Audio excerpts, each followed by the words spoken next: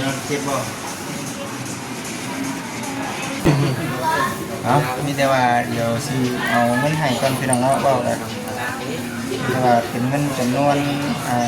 500,000แน่นอนเด้อพอได้ชื่อของอยู่ของกินเนาะเป็นน้ำจิตน้ำใจของทางผู้รักผู้ใหญ่เพิ่นทางสหรัฐอเมริกาเนาะคือว่าเป็นน้ำใจเล็กๆน้อยๆเพิ่นว่าได้ก็ได้ซื้อของอยู่ของกินไปว่าซั่นน่ะพี่น้องเด้อเอ้าน้องเด้อเนาะเอาน้องเมฆเอาเหมือนน้องเมฆเนาะน้องบอยหน้าตาคือนั่นคือกันบ่อยากคือกันอยู่สบายเอาขอบคุณเพิ่นแน่น้องเอ้ยเนาะก็ใจผมใจดีผมเด้อเอามาได้คอยจะไปเราทำบ้านทำคิดสิ่งได้ไงเจ็บที่ไหนสาธุเนาะ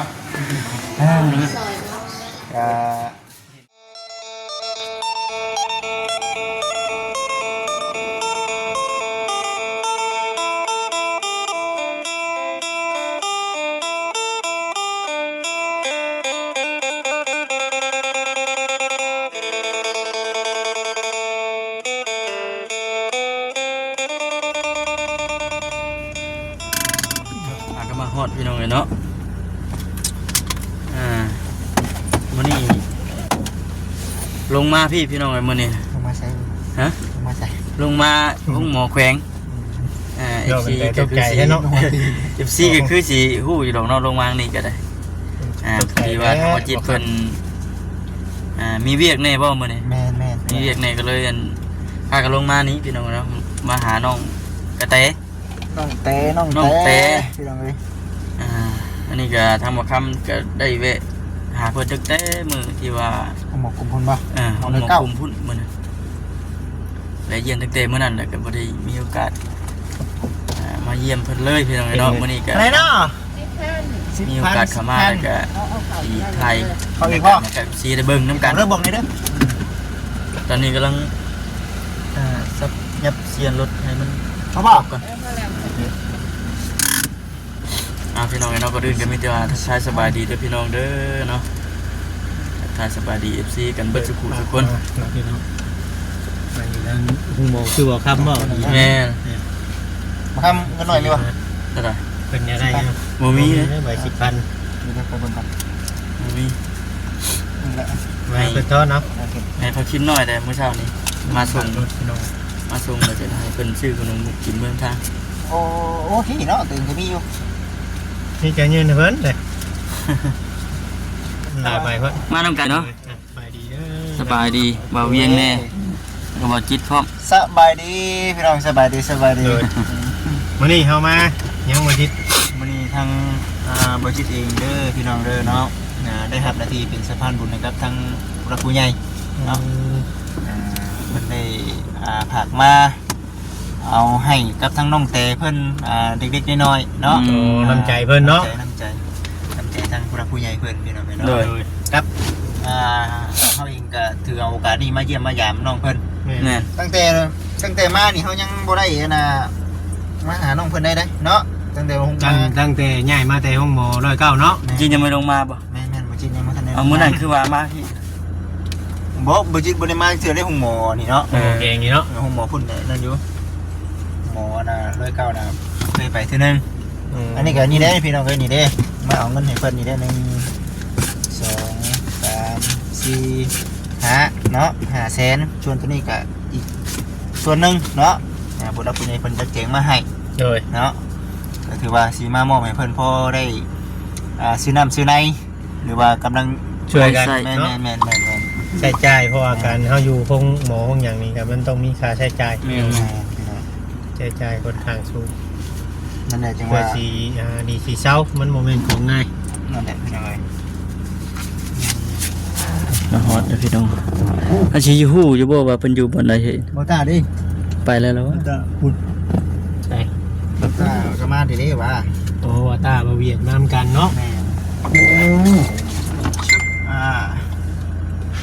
นี่บ่ยาวกันบ่ยาวก็บ่บุญสิเมื่อแล้วเบิ่งไปทักทายสบายดีพี่น้องเอ้ยเนาะหากก็พากัน เข้ามาฮอดห้องหมอแล้วแต่ว่ายังบ่ทันได้ไปห้องบนที่ว่าน้องเตเพิ่นอยู่รอท่าทางบ่จิตเพิ่นเฮ็ดธุระแล้วก่อนจักหน่อย เฮาสิไปทางใดบ่นี่บ่เบียงเฮาสิไปทางใดบ่บนไหนบนอยู่เหรอ จังว่าเด้อบ่รู้เหมือนกันนะยังบ่เคยมาเทื่อทาง คือเละคือกันเนาะ แม่ รุ่นกันพี่น้องเนาะ ก็มาพี่ก็คิดไปพูดนะไปฟังนั่นนะไปมึงเนี่ย ทางไทยเพิ่นว่า เนาะคือว่าแน่ไปคือว่าใกล้ๆอย่างเนาะ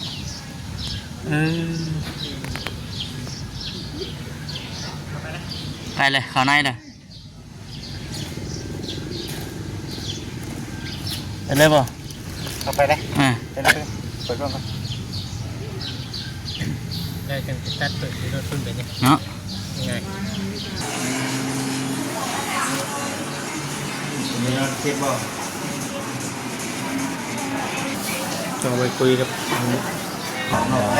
ไปใส่ใจถึงพี่น้องเลยรับตำก็ได้บ่ครับเว้ย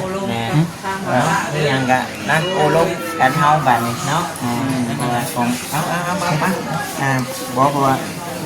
น้ำมีเจ้าเนาะเป็นยังบ่เป็นยังเนาะโอ้ยย่านนี่เนาะย่านเนี่ยเนาะมาตรงปล่อยเวลานาทีก็ยาวแหละให้บ่จิตลงเรียกน้ำพอกเนาะไปบ่เรียนก็ถือว่าหลายมือแล้วเนาะหลายมือแล้วดอกเดือน20 กว่าเดือนมาแล้วเดือนบ่เกือบแน่ได้นี่ได้ค่าใช้จ่ายเขามีกำหนดบ่โดยจังได๋หรือว่าเพิ่นมาได้เลยบ่ใจเพิ่นได้เลยบ่ได้ มื้อนึงก็เจอใจอยู่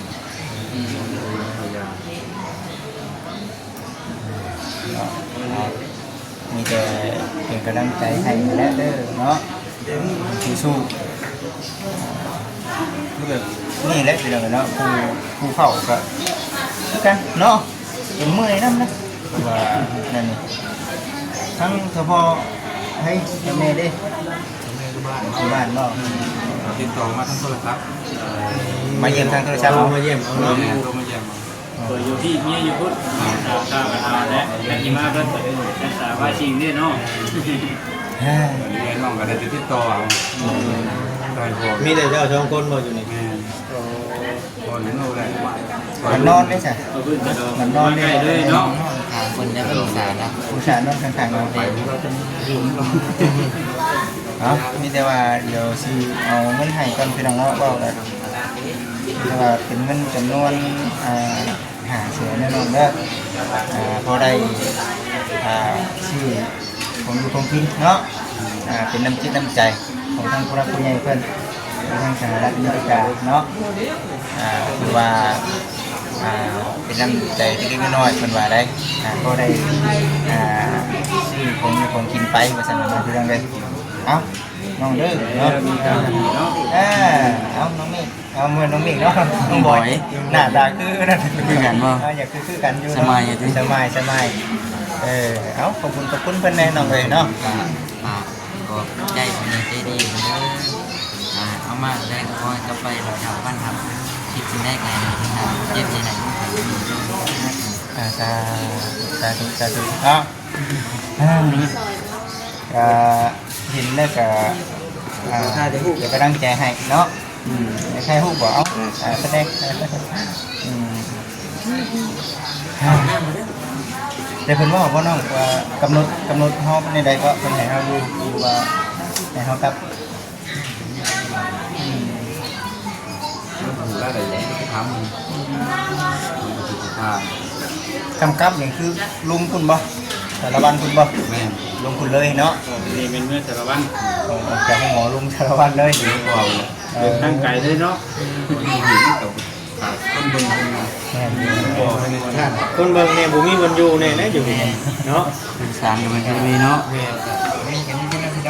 เองใจนะที่เมืองไรกันมันก็ต้องใช้เวลาแล้วก็มาอยู่แม่บอก ไปตามประชุมเนาะนำมาเบิ่งกันพี่น้องไป นั่นน่าจะอีกอ่ะถ้าเราจะไปเฮ็ดเวียกป้าเป็นผู้เดียวนี่ผู้เบิ่งผู้ใหญ่อีกติแม่ อยู่น้ำพอน้ำแม่เฮาใครแน่เนาะแม่นอยู่ได้ คนพ่อแม่คนนึงกับน้องเพื่อนเรียกก็ได้มัน เขาใส่มือไปยังนั่ง เลยแม่นแท้ จะหายดี บ่ได้เช่าง่ายนะเดี๋ยวนี้ อันนี้ใครเนาะมาอยู่น้ำเพื่อนน้ำชานเองบัดเฮาก็ดูแลสะดวกสบายในเพื่อนเฮาเนาะโรงพยาบาลมันใกล้ผู้ใหญ่จะดีเพิ่นก็มีเนื้อไปผมมีเพิ่นเลยมันจะขึ้นเลย มันจะคุมเห็ดเนาะ จะคุมเห็ดเลย ถือว่าตั้งแต่เริ่มแล้วเนาะแม่นบ่ที่ใหญ่ช่วยมาตลอดเนาะ ตลอดไม่ต้องว้าวหรอกครั้งผมมีละเอียดกันยังไงผมไม่ได้ขายเลย เนาะ ไม่ลำบากไม่น้อย เพิ่นบอกแล้วนะเนาะจักสิเฮ็ดได้บ่ได้เนาะ ต้องใส่เงินเยอะ ไล่เบิ่งบ่หลายเลยเนาะตั้งแต่บ่ตายแล้ว ถ้าป่าย ตั้งแต่อยู่พุ่นแล้วเนาะ เนี่ยตื่นขึ้นมา ตั้งแต่อยู่พุ่นแล้ว ผมมีเงินเลยอาจจะไม่ได้ค้าหรือเป็นกินค้าผมกินเอาได้ผมบริการงาน ทำเฮาบ่ผ่าเนาะ ไม่ได้ตังค์ ทำบ่ได้ผ่านี่ได้ตัดขานี่ทิ่มนะ กินหมดฟ้าลูก โชคดีไปเนาะผ่าตัดผ่านไปด้วยดีเนาะ แม่โดยมันโดยคุณเป็น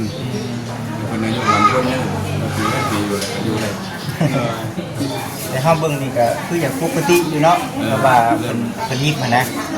ก็เริ่มดีขึ้นมาเรื่อย แม่แข่งขันก็คือธรรมดานะเลยเนาะหรือว่ายัง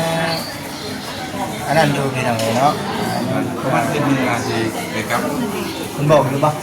บอกขึ้นเอานะ ขึ้นเอาเนาะ กล้าว่าประมาณอาทิตย์หนึงที่ไป เฮาก็ต้องเบิ่งอาการเฮานำเนาะแต่ว่าสังเกตเบิ่งอาการเฮาบ่คันหรือว่าบ่ปวดบ่หยังก็ ลูกก็กินเขาได้ปกติแล้วก็เลือดน้ำมันปกติแล้วก็เปลี่ยนลูกเลย แต่ทั้งจมมาเจ็บอยู่บ้างเนาะ เจ็บกระโมดเป็นไข่ ตอนแรงยังเป็นไข้จะเป็นพิษเนาะ มือแล้วก็จะคำมากว่า อาจจะเกิด มันเป็นอย่างไร ต้องควันเสียงมันหล่นควัน ยามมันจะบอกคือว่ามันยังฝันอยู่รุ่นอยู่ โอ้แม่นเด้เนาะเขาบ้างจะสอนฟัน สอนบ่สอนฟันบ่อยู่ ไม่ได้สอน คือบ่ให้เนาะเขาทั้งนั้นเป็น อุ้ย มันมีไข่ คอยที่เราเอง ก็ปกตินี่3มื้อนี่พ่อแม่ต้องไปสอนฟันพุ่นเนาะ นี่มีตัวสาม แล้วมันโดนอะไรอันนี้นะอยากคิดแล้วเรื่องโอ้โห คือเขาเห็นอะไรเนาะน้องเพิ่น เราปรึกษาบอกกันว่าอาจจะมีชวนในคนคนน้องกันมาก คำว่ามีพ่อมีแม่มีญาติพี่น้องมีว่าแดงเนาะแดงกันเห็ดหายมันเผาบ่กินได้ข้าวนะเมื่อเอานี่ให้กันชื่อซอยทั้งเมค่าเป็นคนเลยเนาะตรงไรเนี่ยบ่นี่นี่เอาเงินบ่นี่นะอันนี้มันเผาเนาะมันเผาถุงนึงเป็นเท่าไรบัด มีข้าวของช้างซีซี เอาน้องเลยเนาะโอเคเอาเลยเป็นเท่าไรก็ 30 50 เนาะ ดื่มอยู่รถบัดจริง ไปแห้งเลยเนาะ รถเจ้าเนาะ เนาะ ได้ละ หมออันนี้ก็ได้เอามาชื่อไหนเราก็ได้ ตัวใดจะเอา เอาในเข่าบ่อันนี้ว่าเอา เอาเดียวบ่ เอาซองก็ได้เป็นก็ได้บาทนี่ ช้างซี โอเค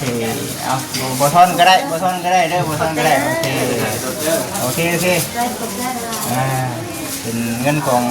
แม่ป้าเพิ่นคือเก่าพี่น้องเนาะซื้อให้ ครับเพิ่นก็อยากอุดหนุนมันนะไม่ค่าเพิ่นน้ำแน่แหละยังบ่ได้พากินข้าวดิ เดี๋ยวขอแจกเขา คุณเลี้ยงไม่แจกกระเป๋าเนี่ย ขออนุญาตยังคือเป็นนี่ ย่างเหยียบเขาตะกี้จะได้ ดูซี่เป็นแล้วนี่เป็นแล้วนี่ บ่เห็นว่าอะไร เอ้าขออนุญาตน้องคือเป็นนี่เนี่ย รักปันเขาที่ดี จักปั้นข้าว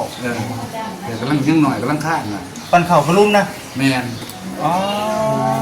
เปื่อยปันเหล่นอยู่บนน้ำใจนี่เอามือเข้าเลยตัดเลย โอ้ย เป็นเป้าซื้อไปซื้อกลางมันดูเป็นตัดทิมเลย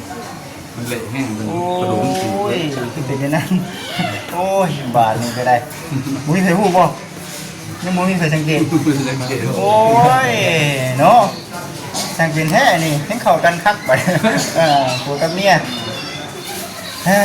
เอาจังไดก็คือว่าเนี่ยเนาะหักเพลงกันเนาะ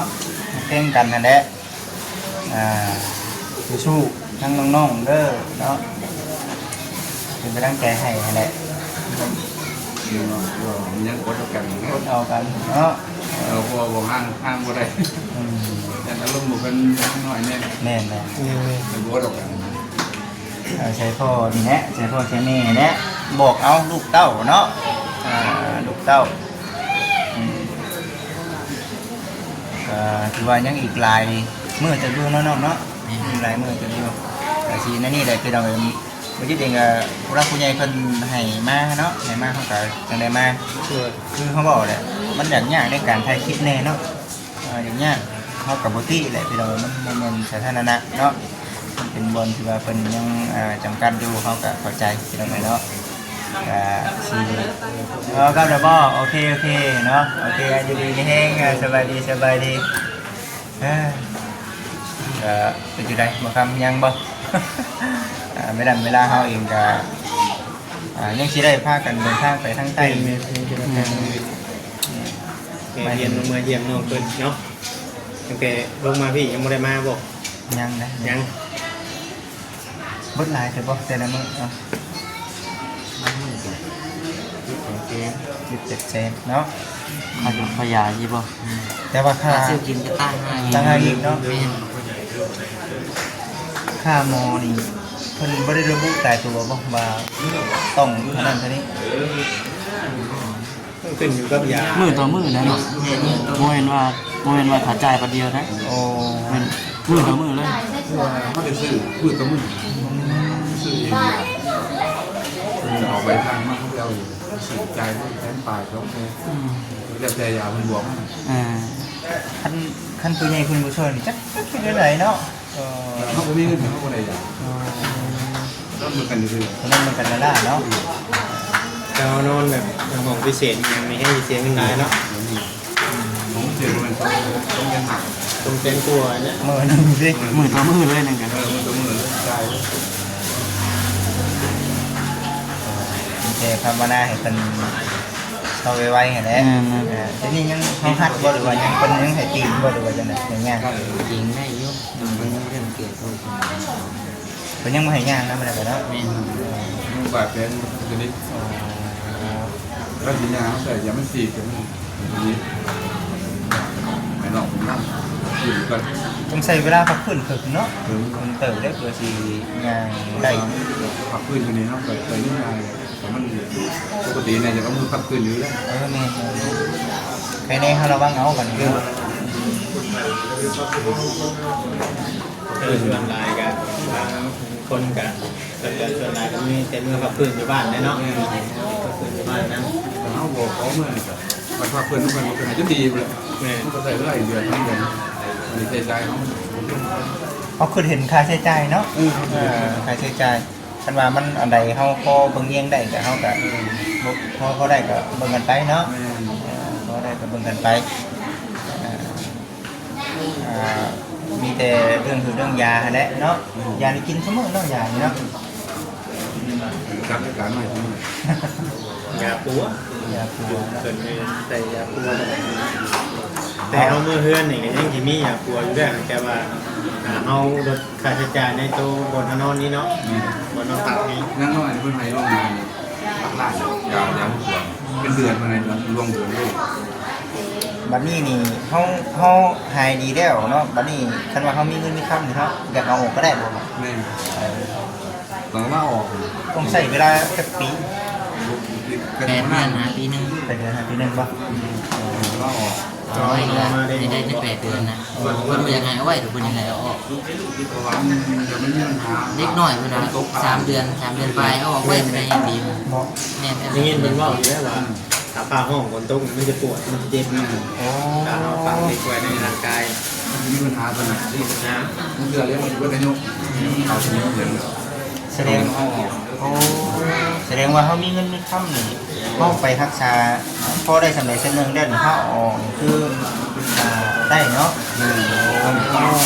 ตอนนี้เราเก็บเงินทางเก็บเงินทางเราเรียกว่าเอง เพลงบ่อ่ะเพลงบ่ ข้าวเลยเสียหน้าเนี่ย คือโอ้ เขาข้างนิ้ว ขอทางนิ้วเนาะสี่หาด้านทางนิ้วมันคุ้มกับเฮาดิเนาะคุ้มกับมันอยู่ในห่างกายเฮา ต่อมาดูห้องต่อเลยเนาะแต่ที่เจ็บอยู่กับที่บุคือต้องหัก เลย ทนแน่เจ็บอีกรอบนึง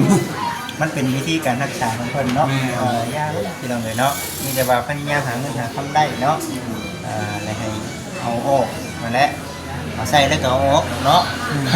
เอาไว้มีความเสี่ยงมันไม่ไหวหรอก แม่และเด็กเนาะ นี่ระบบเป็นทางเนาะป่าหมองเดียวป่าเดียวมันทางหม